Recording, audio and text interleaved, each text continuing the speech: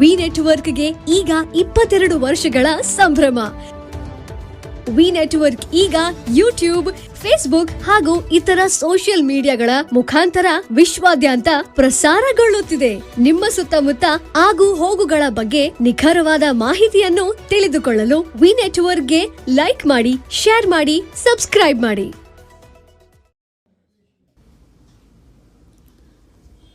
August 15ರಂದು ಎಲ್ಲ ಇಲಾಖೆ ಸಿಬ್ಬಂದಿಗಳು ಸಾರ್ವಜನಿಕ ಧ್ವಜಾರೋಹಣದಲ್ಲಿ ಕಡ್ಡಾಯವಾಗಿ ಭಾಗವಹಿಸಬೇಕು ಎಂದು ಹುಕ್ಕೇರಿ ತಾಲೂಕಾ ದಂಡಾಧಿಕಾರಿ ಬಲರಾಮ್ ಕಟ್ಟಿಮನಿ ಹೇಳಿದರು.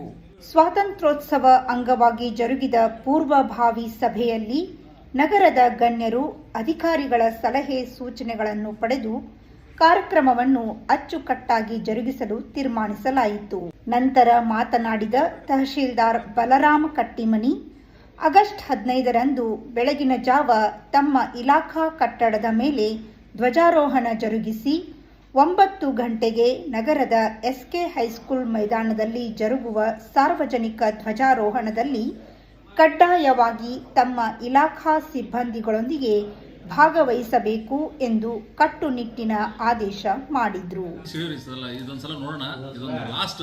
ಇದು ನಾವು ಇನ್ನು ಹೇಳ್ಸೋಳಂಗಿಲ್ಲ. ಸ್ವಾತಂತ್ರ್ಯ ದಿನಾಚರಣೆಗೆ ಬಂದಿಲ್ಲ ಅಂದ್ರೆ ನಾನು ಬರೀ ಅಬ್ಸೆಂಟ್ ಅಂತ ಬರೆಯಂಗಿಲ್ಲ. ರಾಷ್ಟ್ರ ಧ್ವಜಕ್ಕೆ ನೀವು ಇದು ಮಾಡಿರಿ ಅಂತೇಳಿ ನಾವು ಹಾಕ್ತೀವಿ. ಏನು ಎಲ್ಲರೂ ಕಡ್ಡಾಯವಾಗಿ ಭಾಗವಹಿಸಬೇಕು, ಪ್ರತಿಯೊಬ್ಬರು. ಮತ್ತು ತಮ್ಮ ಸಿಬ್ಬಂದಿ, ಕಂಪ್ಲೀಟ್ ಸಿಬ್ಬಂದಿ. ರಜೆ ಐತಿ, ಅದು ಐತಿ, ರಜೆ ಇರಂಗಿಲ್ಲ. ಸ್ಯಾಟರ್ಡೇ ಸಂಡೇ ಆಚರಣೆಗೋಸ್ಕರ ಕೊಟ್ಟಿರ್ತಾರೆ. ಮತ್ತೆ ನೀವು ಎಲ್ಲ ಬಿಟ್ಟು ರಜೆ ಅಂತೇಳಿ ಮನೆ ಇದು ಮಾಡೋದಲ್ಲ. ರಜೆ ಇಲ್ರಿ, ಬಂದಿಲ್ರಿ, ಅವ್ರು ಬಂದಿಲ್ರಿ ಹೇಳಂಗಿಲ್ಲ. ಎಲ್ಲರೂ ಕಡ್ಡಾಯವಾಗಿ 100% ಅಟೆಂಡೆನ್ಸ್ ಇರಬೇಕು.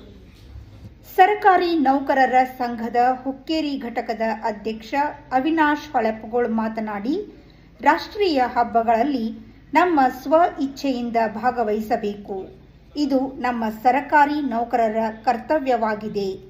ಕಾರಣ ಆಗಸ್ಟ್ 15ರಂದು ಧ್ವಜಾರೋಹಣ ಕಾರ್ಯಕ್ರಮದಲ್ಲಿ ಎಲ್ಲರೂ ಭಾಗವಹಿಸಿ ವಿಜೃಂಭಣೆಯಿಂದ ಆಚರಿಸಲು ಸಹಕರಿಸಬೇಕು ಎಂದರು.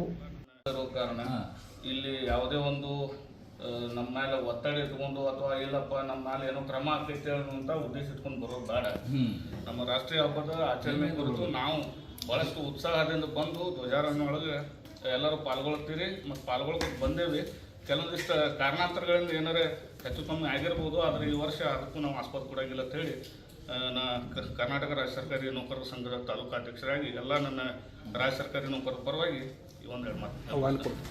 ಈ ಸಂದರ್ಭದಲ್ಲಿ ನಗರದ ಗಣ್ಯರಾದ Uday Kumar Hukkeri, police inspector Shivashankar Ganachari, grade 2 tehsildar Prakash Kallolli, ಉಪ ತಹಶೀಲ್ದಾರ್ ಅನಿತಾ ಏಷಿಯಾಗೋಳ್, ಬಸವರಾಜ್ ನಾಂದೂಡ್ಕರ್, ವಿವಿಧ ಇಲಾಖಾ ಅಧಿಕಾರಿಗಳಾದ ಮಹಾದೇವ್ ಪಟಗುಂದಿ, ಬಿಇಒ ಪ್ರಭಾವತಿ ಪಾಟೀಲ್, ಸಮಾಜ ಕಲ್ಯಾಣ ಅಧಿಕಾರಿ ಗುರುಶಾಂತ್ ಪಾವಟೆ, ಪುರಸಭೆ ಮುಖ್ಯಾಧಿಕಾರಿ ಈಶ್ವರ್ ಸಿದ್ನಾಳ್ ಸೇರಿದಂತೆ ವಿವಿಧ ಶಾಲಾ ಮುಖ್ಯೋಪಾಧ್ಯಾಯರು ಉಪಸ್ಥಿತರಿದ್ದರು.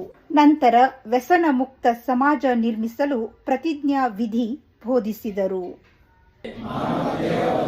ಮನಸ್ಸು ಮತ್ತು ಸ್ವಾಸ್ಥ್ಯ ಸಮಾಜ ಮತ್ತು ಗ್ರಾಮೀಣ ಹಾಗೂ ನಗರ ಪ್ರದೇಶದ ಯುವಜನತೆ ಇದರ ದಾಸ್ಯಕ್ಕೆ ಒಳಗಾಗುತ್ತಿರುವ